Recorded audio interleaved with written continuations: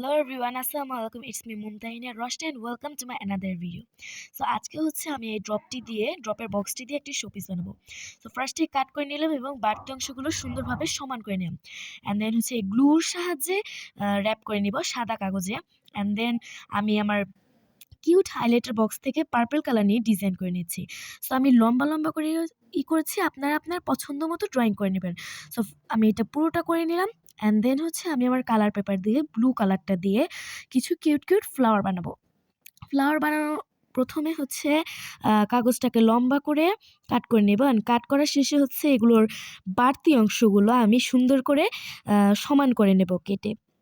And then হচ্ছে ছোট একটা টুকরা করে কেটে নিব এবং বাম পাশকে ডান পাশ এবং ডান পাশকে বাম পাশ করে আবার একই অনুযায়ী আবার এরকম করে পেন্সিলের সাহায্যে আমি ড্রয়িং করে কেচি দিয়ে কেটে নিব।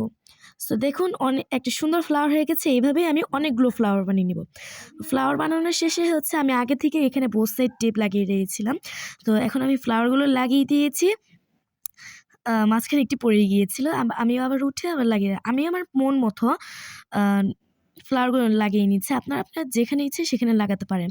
আমি কিছু পিছনে লাগাচ্ছি যাতে ফ্লাওয়ারগুলো দেখা যায়। সো অ্যান্ড দেন হচ্ছে আমি এই সবুজ কালার দিয়ে কয়েকটি পাতা বানিয়ে নিব। লম্বা করে কেটে কয়েকটি পাতা বানিয়ে নেব এবং সুন্দর করে আমি দেখুন অনেকগুলো পাতা বানিয়েছি এবং সাজিয়েও নিয়েছি। আপনার যদি এই ভিডিওটি ভালো লাগে অবশ্যই একটি লাইক করবেন।